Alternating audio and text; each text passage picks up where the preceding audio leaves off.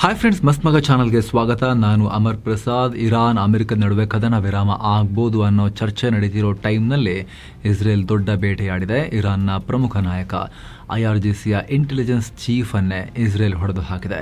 ಮತ್ತೊಂದು ಕಡೆ ಇರಾನ್ ಮತ್ತು ಅಮೆರಿಕ ನಡುವೆ ರಾಜಿ ಮಾಡಿಸೋಕೆ ಪಾಕಿಸ್ತಾನ ಕೆಲಸ ಫಾಸ್ಟ್ ಮಾಡಿದ್ದು ತನ್ನದೇ ಸ್ವಂತ ಪ್ರಪೋಸಲ್ ಮುಂದಿಟ್ಟಿದೆ. ಅಷ್ಟೇ ಅಲ್ಲ, ಯುದ್ಧ ನಿಲ್ಲಿಸೋಕೆ ನೀವಿದನ್ನ ಮಾಡಿ, ನೀವು ಅದನ್ನ ಮಾಡಿ ಅಂತ ಕಂಡೀಷನ್ ಬೇರೆ ಹಾಕಿದಾರಂತೆ. ಆ ಥರ ಉತ್ತರ ಕೊರಿಯಾದ ಕಿಮ್ ಬಗ್ಗೆ ಇಂಟ್ರೆಸ್ಟಿಂಗ್ ಮಾಹಿತಿ ಸಿಕ್ಕಿದ್ದು. ಕಿಮ್ ಅಮೆರಿಕದೊಂದಿಗೆ ಸಂಧಾನಕ್ಕೆ ರೆಡಿ ಇದ್ದಾರೆ ಅನ್ನೋ ರಿಪೋರ್ಟ್ಸ್ ಬರ್ತಾ ಇವೆ. ಈ ಎಲ್ಲದರ ಬಗ್ಗೆ ಈ ವರದಿಯಲ್ಲಿ ಕ್ವಿಕ್ ಆಗಿ ನೋಡ್ತಾ ಹೋಗೋಣ. ಮೊದಲಿಗೆ ಇಸ್ರೇಲ್ ಮಾಡಿರೋ ಹೊಸ ಹತ್ಯೆ ಬಗ್ಗೆ ನಾವು ನೋಡ್ಬಿಡೋಣ. ಸೀಸ್ ಫೈರ್, ಕದನ ವಿರಾಮದ ಗುಸುಗುಸು ನಡುವೆನೆ ತನ್ನ ಹಂಟಿಂಗ್ ಆಪರೇಷನ್ ಜೋರ್ ಮಾಡಿರೋ ಇಸ್ರೇಲ್ ಈಗ ಇರಾನ್ನ ಮತ್ತೊಂದು ದೊಡ್ಡ ತಲೆಯನ್ನ ಬೇಟೆಯಾಡಿದೆ.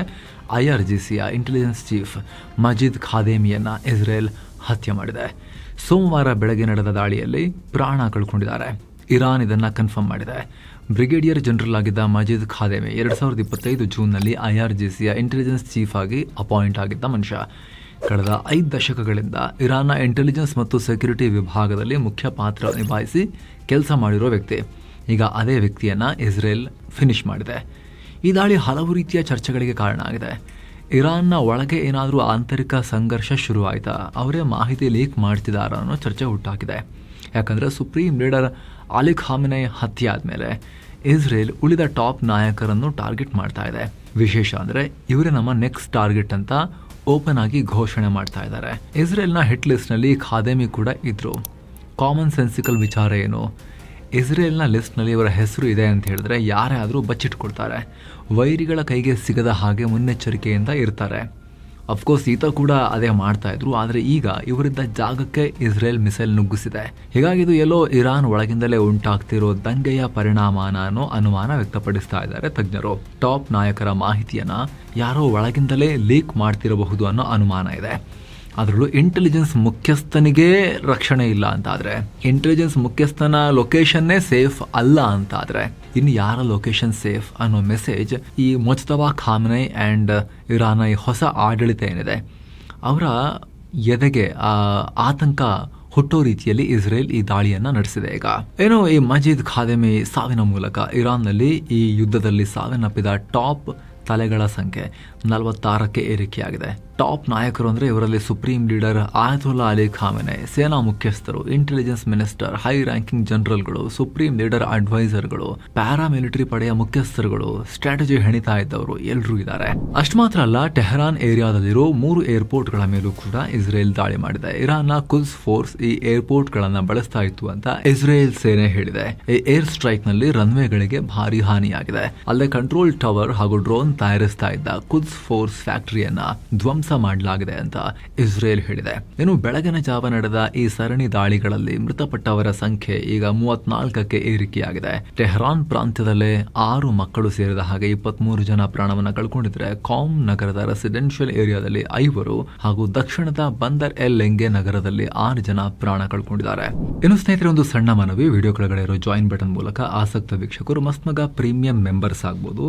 ಅವಾಗ ಬಿಸ್ ನ್ಯೂಸ್, ಕರೆಂಟ್ ಪವರ್, ಎಕನಾಮಿಕ್ಸ್ನ ಮಿನಿ ಸೀರೀಸ್ ಹಾಗೂ ಹಲವಾರು ವಿಡಿಯೋಗಳ ಅರ್ಲಿ ಆಕ್ಸೆಸ್ ಸೇರಿದ ಹಾಗೆ ಎಲ್ಲ ಮೆಂಬರ್ ಓನ್ಲಿ ಬೆನಿಫಿಟ್ಸನ್ನು ಪಡಿಬೋದು. ಎಲ್ಲಕ್ಕಿಂತ ಹೆಚ್ಚಾಗಿ ನಿಮ್ಮ ಒಂದೊಂದು ಮೆಂಬರ್ಶಿಪ್ ಕೂಡ ನಮ್ಮ ತಂಡಕ್ಕೆ ನೀವು ಕೊಡೋ ಅತಿ ದೊಡ್ಡ ಬೆಂಬಲ. ಅದು ಆಸಕ್ತರು ಚೆಕ್ ಮಾಡಿ, ಕನ್ಸಿಡರ್ ಮಾಡಿ, ಬನ್ನಿ ಕಂಟಿನ್ಯೂ ಮಾಡೋಣ. ಇನ್ನು ಅಮೆರಿಕ ಮತ್ತು ಇರಾನ್ ನಡುವಿನ ಯುದ್ಧ ನಿಲ್ಲಿಸೋಕೆ ಪಾಕ್ ತಂದೆ ಒಂದು ಪ್ರಪೋಸಲ್ ಇಟ್ಟಿದೆ ಅಂತ ರಿಪೋರ್ಟ್ ಆಗಿದೆ. ಇದಕ್ಕಾಗಿ ಪಾಕ್ ಒಂದು ಸ್ವಂತ ಫ್ರೇಮ್ ವರ್ಕ್ ಅನ್ನ ರೆಡಿ ಮಾಡಿದೆ. ಅದರಂತೆ ಈ ಡೀಲ್ ಫೈನಲ್ ಆದರೆ ಇರಾನ್ ತನ್ನ ಅಣ್ವಸ್ತ್ರ ತಯಾರಿಕೆಯನ್ನ ಕಂಪ್ಲೀಟ್ ಆಗಿ ಡ್ರಾಪ್ ಮಾಡಬೇಕು. ಇದಕ್ಕೆ ಪ್ರತಿಯಾಗಿ ಅಮೆರಿಕ ಕೂಡ ಇರಾನ್ ಮೇಲಿರೋ ಎಲ್ಲ ಆರ್ಥಿಕ ನಿರ್ಬಂಧಗಳನ್ನು ತೆಗೆದುಹಾಕಬೇಕು. ಅದರೊಂದಿಗೆ ವಿದೇಶದಲ್ಲಿ ಫ್ರೀಸ್ ಆಗಿರೋ ಇರಾನ್ನ ಬ್ಯಾಂಕ್ ಅಕೌಂಟ್ಸ್ ಮತ್ತು ಆಸ್ತಿಯನ್ನು ವಾಪಸ್ ಕೊಡಬೇಕು ಅಂತ ಪಾಕ್ ಹೇಳಿದೆ. ಅಲ್ಲದೆ ಈ ಶಾಂತಿ ಮಾತುಕತೆ 2 ಹಂತದಲ್ಲಿ ಆಗಬೇಕು. ಮೊದಲ ಹಂತದಲ್ಲಿ ತಕ್ಷಣ ಕದನ ವಿರಾಮ ಘೋಷಣೆ ಮಾಡಿ ಹಾರ್ಮುಜ್ ಅನ್ನ ಓಪನ್ ಮಾಡಬೇಕು. 2ನೇ ಹಂತದಲ್ಲಿ ಈ ಯುದ್ಧವನ್ನ ಕಂಪ್ಲೀಟ್ ಆಗಿ ಕೊನೆಗೊಳಿಸುವ ಬಗ್ಗೆ ಚರ್ಚೆ ಮಾಡಬೇಕು ಅಂತ ಪಾಕಿಸ್ತಾನ ತನ್ನ ಪ್ರಪೋಸಲ್ನಲ್ಲಿ ಉಲ್ಲೇಖ ಮಾಡಿದೆ. ಅಲ್ಲದೆ ಸದ್ಯ ಅಮೆರಿಕ ಇರಾನ್ ನಡುವಿನ ಮಾತುಕತೆಗೆ ಪಾಕಿಸ್ತಾನ ಒಂದೇ ಏಕೈಕ ಬ್ರೋಕರ್ ಅಂತ ಗೊತ್ತಾಗಿದೆ. ಒಂದು ವೇಳೆ ಇರಾನ್ ಅಮೆರಿಕದಕ್ಕೆ ಒಪ್ಪಿದ್ರೆ ಸೋಮವಾರವೇ ಈ ಬಗ್ಗೆ ಫೈನಲ್ ಡಿಸಿಷನ್ ಆಗ್ಬೋದು. ಈ ಸಂಬಂಧ ಡ್ರಾಫ್ಟ್ ಕೂಡ ರೆಡಿ ಆಗೋ ಸಾಧ್ಯತೆ ಇದೆ ಅಂತ ರಾಯ್ಟರ್ಸ್ ರಿಪೋರ್ಟ್ ಮಾಡಿದೆ. ಆದ್ರೆ ಈ ಬಗ್ಗೆ ಪಾಕ್ ವಿದೇಶಾಂಗ ಸಚಿವಾಲಯದ ವಕ್ತಾರರಿಗೆ ಕೇಳಿದಾಗ ಯಾವುದೇ ಕಾಮೆಂಟ್ ಮಾಡಿಲ್ಲ. ಹಾಗಾಗಿ ಇದರ ಅಥೆಂಟಿಸಿಟಿ ಇನ್ನಷ್ಟೇ ಸ್ಪಷ್ಟವಾಗಬೇಕಾಗಿದೆ. ಆದ್ರೆ ಕೇವಲ ತಾತ್ಕಾಲಿಕ ಕದನ ವಿರಾಮಕ್ಕಾಗಿ ಯಾವುದೇ ಕಾರಣಕ್ಕೂ ಹಾರ್ಮುಜ್ ಅನ್ನು ನಾವು ಓಪನ್ ಮಾಡಕ್ಕೆ ಬಿಡಲ್ಲ ಅಂತ ಇರಾನ್ ಹೇಳಿದೆ. ಇರಾನ್ನ ಹಿರಿಯ ಅಧಿಕಾರಿಯೊಬ್ಬರನ್ನ ಉಲ್ಲೇಖಿಸಿ ರಾಯ್ಟರ್ಸ್ ರಿಪೋರ್ಟ್ ಮಾಡಿದೆ. ನಮಗೆ ಪರ್ಮನೆಂಟ್ ಯುದ್ಧ ನಿಲ್ಲಬೇಕು, ನಮಗೆಲ್ಲ ಸೊಲ್ಯೂಷನ್ ಕೊಡಬೇಕು ಆಗಿರೋ ಡ್ಯಾಮೇಜ್ಗೆಲ್ಲ. ಸುಮ್ಮನೆ ತಾತ್ಕಾಲಿಕ ಅಂತ ಮಾಡಿ ಮತ್ತೆ ಹೊಡೆಯಕ್ಕೆ ಬಂದರೆ ಅದೆಲ್ಲ ಆಗೋದಿಲ್ಲ ಅಂತ. ಶಾಶ್ವತವಾಗಿ ಯುದ್ಧ ನಿಲ್ಲಿಸೋಕೆ ಅಮೆರಿಕನೇ ರೆಡಿ ಇಲ್ಲ ಇಲ್ಲಿ ಅಂತ ಇರಾನ್ ಆರೋಪವನ್ನ ಕೂಡ ಮಾಡಿದೆ. ಇದೇ ವೇಳೆ ಪಾಕಿಸ್ತಾನ ಕಳಿಸಿರೋ ಶಾಂತಿ ಒಪ್ಪಂದದ ಪ್ರಪೋಸಲ್ ನಮಗೆ ಸಿಕ್ಕಿದೆ, ಅದನ್ನ ಚೆಕ್ ಮಾಡ್ತಾ ಇದೀವಿ ಅಂತ ಇರಾನ್ ಕನ್ಫರ್ಮ್ ಮಾಡಿದೆ. ಆದ್ರೆ ಟ್ರಂಪ್ ಕೊಟ್ಟಿರೋ ಡೆಡ್ ಲೈನ್ಗೆಲ್ಲ ನಾವು ಬೆದರಲ್ಲ, ಡೆಡ್ ಲೈನ್ ಮತ್ತು ಪ್ರೆಷರ್ ಹಾಕಿ ಒಪ್ಪಂದಕ್ಕೆ ಸೈನ್ ಹಾಕಿಸ್ತೀವಿ ಅಂತ ಆತ ನಂಬ್ಕೊಂಡಿದ್ರೆ ಅದಕ್ಕೆಲ್ಲ ನಾವು ಬಗ್ಗಲ್ಲ ಅಂತ ಇರಾನ್ ಅವರು ಹೇಳಿದ್ದಾರೆ. ಏನೋ ಕದನ ವಿರಾಮ ಮಾತುಕತೆಗಳಾಗ್ತಿವೆ ಅನ್ನೋ ರಿಪೋರ್ಟ್ಸ್ ನಡುವೆ UAE ಕಡೆಯಿಂದ ಬಿಗ್ ಸ್ಟೇಟ್ಮೆಂಟ್ ಬಂದಿದೆ. ಅಮೆರಿಕ ಮತ್ತು ಇರಾನ್ ನಡುವೆ ಯಾವುದೇ ಒಪ್ಪಂದ ಆದರೂ ಕೂಡ ಅದರಲ್ಲಿ ಹಾರ್ಮುಜ್ ಜಲಸಂಧಿಯ ಮುಕ್ತ ಸಂಚಾರಕ್ಕೆ ಗ್ಯಾರಂಟಿ ಇರಲೇಬೇಕು ಅಂತ UAE ಹೇಳಿದೆ. ಇಡೀ ಗಲ್ಫ್ ರಾಷ್ಟ್ರಗಳ ತೈಲ ರಫ್ತಿಗೆ ಹಾರ್ಮುಜ್ ಜಲಸಂಧಿನೇ ಅತಿ ಮುಖ್ಯ ಜೀವನಾಡಿ. ಒಂದು ವೇಳೆ ಒಪ್ಪಂದದ ನೆಪದಲ್ಲಿ ಇರಾನ್ ಏನಾದರೂ ಜಲಸಂಧಿಯನ್ನ ಬ್ಲಾಕ್ ಮಾಡಿದ್ರೆ ಅದು UAE ಸೇರಿ ಇಡೀ ಮಿಡಲ್ ಈಸ್ಟ್ನ ಆರ್ಥಿಕತೆಯನ್ನ ಸರ್ವನಾಶ ಮಾಡುತ್ತೆ. ಹೀಗಾಗಿ ಟ್ರಂಪ್ ಇರಾನ್ ನಡುವಿನ ಯಾವುದೇ ಡೀಲ್ ಫೈನಲ್ ಆಗೋ ಮುನ್ನ ಹಾರ್ಮುಜ್ ಜಲಸಂಧಿಯನ್ನು ಓಪನ್ ಮಾಡೋದನ್ನು ಅಧಿಕೃತವಾಗಿ ಕನ್ಫರ್ಮ್ ಮಾಡಲೇಬೇಕು ಅದನ್ನು ಅಂಥೇಳಿ UAE ಪಟ್ಟು ಹಿಡಿದಿದೆ. ಇತ್ತ ಈ ಸಂಘರ್ಷವನ್ನ ಶಾಂತಿಯುತವಾಗಿ ಬಗೆಹರಿಸಿಕೊಳ್ಳಿ ಅಂತ ಕತಾರ್ ಪ್ರಧಾನಿ ಕರೆ ಕೊಟ್ಟಿದ್ದಾರೆ. ಒಂದು ವೇಳೆ ಸೇನಾ ಕಾರ್ಯಾಚರಣೆ ಹೀಗೆ ಮುಂದುವರೆದರೆ ಇಡೀ ಮಿಡಲ್ ಈಸ್ಟ್ ಗಂಭೀರ ಪರಿಣಾಮವನ್ನ ಫೇಸ್ ಮಾಡಬೇಕಾಗುತ್ತೆ ಅಂತ Sheikh Mohammed bin Abdul Rahman bin Jassim Al Thani ಒಬ್ಬರೇ ಇವರು ವಾರ್ನಿಂಗ್ ಕೊಟ್ಟಿದ್ದಾರೆ.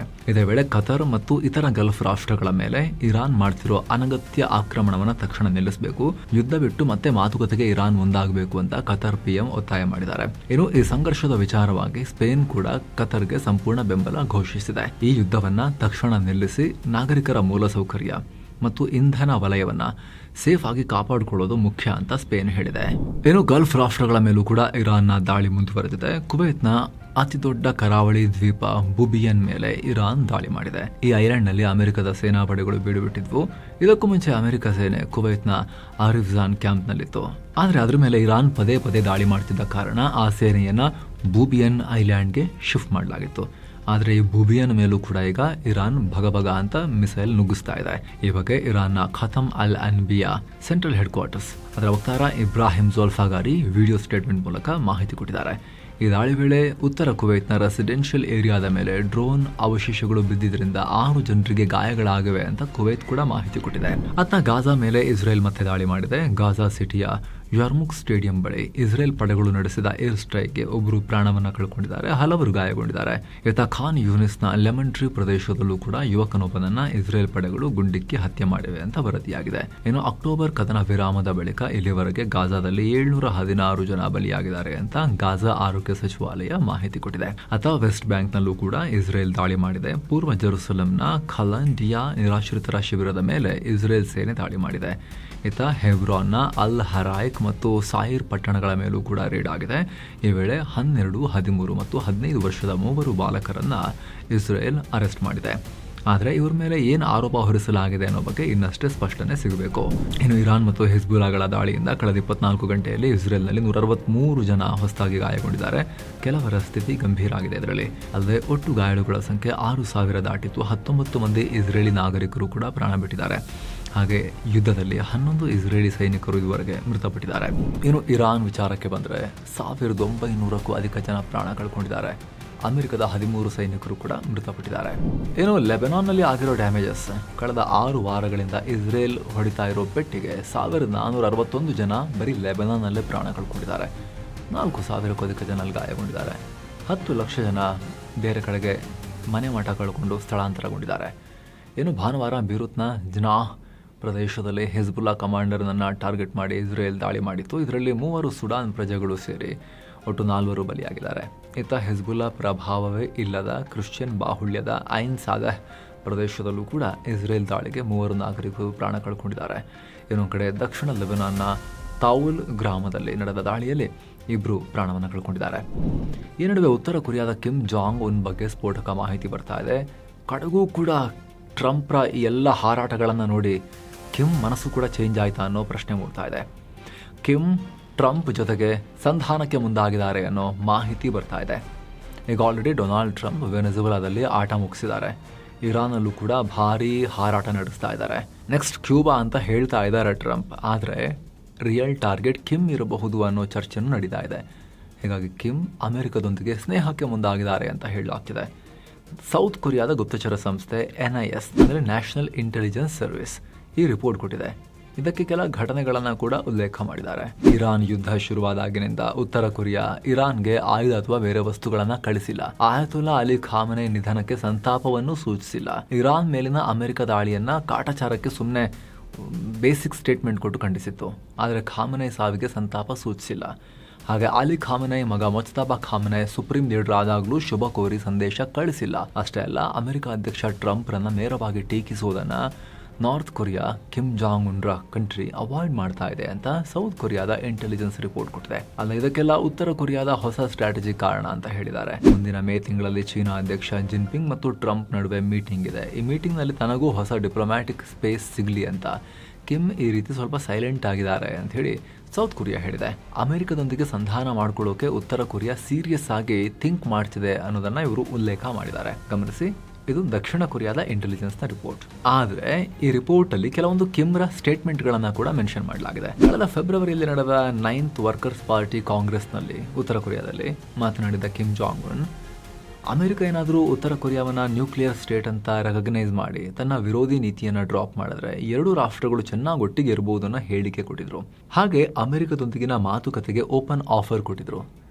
ನಾವು ಬೇಕಿದ್ರೆ ದಕ್ಷಿಣ ಕೊರಿಯಾ ಜೊತೆ ಮಾತಾಡಲ್ಲ, ಅವ್ರ ಜೊತೆಗೆ ಎಲ್ಲ ಡೋರ್ ಕ್ಲೋಸ್ ಆಗಿದೆ, ಆದರೆ ಅಮೆರಿಕದೊಂದಿಗೆ ಮಾತುಕತೆ ಮಾಡೋಕೆ ರೆಡಿ ಇದ್ದೀವಿ ಅಂತ ಹೇಳಿದರು. ಹೀಗಾಗಿ ಕಿಮ್ಗೆ ಅಮೆರಿಕದೊಂದಿಗಿನ ಹಗೆತನ ಕಮ್ಮಿ ಮಾಡೋಕೆ ಆಸೆ ಇದೆ ಅಂತ ಸೌತ್ ಕೊರಿಯಾ ಅನಲೈಸ್ ಮಾಡಿದೆ. ಏನು ಯುದ್ಧ ಪೀಡಿತ ಮಿಡಲ್ ಈಸ್ಟ್ಗೆ ಯುಕ್ರೇನ್ ದೊಡ್ಡ ರಕ್ಷಕಂತರ ಕಾಣಿಸ್ತಾ ಇದೆ. ಇರಾನ್ ಹಾರಿಸ್ತಾ ಇರೋ ಮಿಸೈಲ್ ಮತ್ತು ಡ್ರೋನ್ಗಳನ್ನು ಇಂಟರ್ಸೆಪ್ಟ್ ಮಾಡೋಕೆ ಚೀಪ್ ಟೆಕ್ನಾಲಜಿ ನಾವು ಕೊಡ್ತೀವಿ ಅಂತ ಅಧ್ಯಕ್ಷ ಜೆಲೆನ್ಸ್ಕಿ ಹೇಳ್ತಾ ಇದ್ದಾರೆ. ಈಗ UAE ಸೌದಿ ಬಳಿಕ ಸಿರಿಯಾಗೂ ಯುಕ್ರೇನ್ ಆಫರ್ ಮಾಡಿದೆ. ಯುಕ್ರೇನ್ ಅಧ್ಯಕ್ಷ ಜೆಲೆನ್ಸ್ಕಿ ಸಿರಿಯಾ ರಾಜಧಾನಿ ಡಮಾಸ್ಕಸ್ಗೆ ಭೇಟಿ ನೀಡಿ ಅಲ್ಲಿನ ಅಧ್ಯಕ್ಷ ಅಹಮದ್ ಅಲ್ ಶರಾ ಅವರನ್ನ ಭೇಟಿಯಾಗಿದ್ದಾರೆ. ಈ ಮೀಟಿಂಗ್ನಲ್ಲಿ ಟರ್ಕಿಯ ವಿದೇಶಾಂಗ ಸಚಿವ ಹಕನ್ ಫಿದಾನ್ ಕೂಡ ಪಾಲ್ಗೊಂಡಿದ್ರು. ಇಲ್ಲಿ ಡಿಫೆನ್ಸ್, ಸೆಕ್ಯೂರಿಟಿ, ಎನರ್ಜಿ ಮತ್ತು ಇನ್ಫ್ರಾಸ್ಟ್ರಕ್ಚರ್ಗೆ ಸಂಬಂಧಪಟ್ಟಂತೆ ಚರ್ಚೆ ಮಾಡಲಾಗಿದೆ. ಅಲ್ಲೇ ಇರಾನ್ ಯುದ್ಧದ ಬಗ್ಗೆ ಕೂಡ ಚರ್ಚೆ ಮಾಡಿದ್ದಾರೆ. ಈಗಿನ ಪರಿಸ್ಥಿತಿಯಲ್ಲಿ ಹೊರಗಿನಿಂದ ಬರೋ ಯಾವ ದಾಳಿಯನ್ನು ತಡೆಯೋಕ್ಕೂ ಸಿರಿಯಾ ಅಷ್ಟೊಂದು ಗಟ್ಟಿಮುಟ್ಟಾಗಿಲ್ಲ. ಏರ್ ಡಿಫೆನ್ಸೇ ಅವ್ರ ಹತ್ರ ಇಲ್ಲ. ಇದನ್ನು ಈ ಹಿಂದೆ ಇದ್ದ ಅಸದ್ ಸರ್ಕಾರ ಪತನವಾದ ಟೈಮ್ನಲ್ಲಿ ಇಸ್ರೇಲ್ ಪೂರ್ತಿ ನಾಶ ಮಾಡಿತ್ತು ಅವರ ಏರ್ ಡಿಫೆನ್ಸನ್ನು. ಹೀಗಾಗಿ ಜೆಲೆನ್ಸ್ಕಿ ಅಲಿ ಶರಾಗೆ ನಾವು ಬೇಕಾದರೆ ಹೆಲ್ಪ್ ಮಾಡ್ತೀವಿ ಅನ್ನೋ ಆಫರ್ ಕೊಟ್ಟಿದ್ದಾರೆ. ಇನ್ನು ಯುದ್ಧದ ಟೆನ್ಷನ್ನಿಂದ ಕ್ರೂಡ್ ಆಯಿಲ್ ಬೆಲೆ ಇನ್ನೂ ಹೈನೇ ಇದೆ. ಹಾರ್ಮುಜ್ ಓಪನ್ ಮಾಡಿಲ್ಲ ಅಂದರೆ ಮಂಗಳವಾರ ಇರಾನ್ ಪೂರ್ಣ ನಾಶ ಆಗುತ್ತೆ ಅಂಥೇಳಿ ಪವರ್ ಪ್ಲಾಂಟ್, ಬ್ರಿಡ್ಜು ಅಂತೆಲ್ಲ ಟ್ರಂಪ್ ವಾರ್ನಿಂಗ್ ಕೊಟ್ಟಿದ್ದಾರಲ್ಲ. ಇದರ ಬೆನ್ನಲ್ಲೇ ಬ್ರೆಂಟ್ ಕ್ರೂಡ್ ಆಯಿಲ್ $109-110 ಆಸುಪಾಸಲ್ಲ ಇದೆ. WTI ಕ್ರೂಡ್ ಅದು ಕೂಡ ಸೇಮ್ $110 ಆಸುಪಾಸಲ್ಲ ಇದೆ. ಇನ್ನು ಆಯಿಲ್ ಬೆಲೆ ಏರಿಕೆ ಆಗ್ತಿರೋದ್ರಿಂದ ಶ್ರೀಲಂಕಾ LPG ಗ್ಯಾಸ್ ಸಿಲಿಂಡರ್ ಬೆಲೆಯನ್ನು ಈಗ ಹೆಚ್ಚಳ ಮಾಡಿದೆ. ಕಳೆದ ತಿಂಗಳು 8% ಹೆಚ್ಚಳ ಮಾಡಿದರು. ಈಗ ಮತ್ತೆ 23% ರೈಸ್ ಮಾಡಿದ್ದಾರೆ. $4,630 ಇದ್ದ ಬೆಲೆ ಈಗ $5,700 ಅಂದರೆ ಶ್ರೀಲಂಕನ್ ರೂಪಾಯಿಗೆ ಡಾಲರ್ನಲ್ಲಿ $18.08 ತಲುಪಿದೆ. ಸೊ ಸ್ನೇಹಿತರೆ, ಇಲ್ಲಿ ತನಕದ ಎಲ್ಲ ಮಿಡಲ್ ಈಸ್ಟ್ನ ಯುದ್ಧದ ಅಪ್ಡೇಟ್ಸನ್ನು ನಿಮಗೆ ತಲುಪಿಸುವಂಥ ಪ್ರಯತ್ನವನ್ನು ಈಗ ಮಾಡಿದ್ದೀವಿ. ಮುಂದೆ ಕೂಡ ಟೈಮ್ಲಿ ಆಗಿ ಎಲ್ಲ ಆಗು ಹೋಗುಗಳನ್ನು ವೆರಿಫೈಡ್ ಮಾಹಿತಿಯನ್ನು ತಲುಪಿಸ್ತಾನೆ ಇರ್ತೀವಿ. ಸ್ನೇಹಿತರೆ, ದಯವಿಟ್ಟು ಸಬ್ಸ್ಕ್ರೈಬ್ ಮಾಡಿ. ಹಾಗೆ ವಿಡಿಯೋ ಕೆಳಗಡೆ ಇರೋ ಜಾಯಿನ್ ಬಟನ್ ಮೂಲಕ ಆಸಕ್ತ ವೀಕ್ಷಕರು ಮಸ್ತ್ ಪ್ರೀಮಿಯಂ ಮೆಂಬರ್ಶಿಪ್ ಸೇರೋದನ್ನು ಯಾವುದೇ ಕಾರಣಕ್ಕೂ ಮರಿಬೇಡಿ. ನೀವು ಜಾಯಿನ್ ಆದಾಗ ಕೇವಲ ಮೆಂಬರ್ ಓನ್ಲಿ ವೀಡಿಯೋಸನ್ನು ನೋಡೋದು ಮಾತ್ರ ಅಲ್ಲ ಸ್ನೇಹಿತರೆ, ನಿಮ್ಮ ಒಂದೊಂದು ಮೆಂಬರ್ಶಿಪ್ ಕೂಡ ನಮ್ಮ ತಂಡಕ್ಕೆ ನೀವು ಕೊಡೋ ಅತಿ ದೊಡ್ಡ ಶಕ್ತಿ. ಆಸಕ್ತರು ಕನ್ಸಿಡರ್ ಮಾಡಿ. ಮತ್ತೆ ಭೇಟಿ ಆಗ್ತಿರೋಣ. ನಮಸ್ಕಾರ.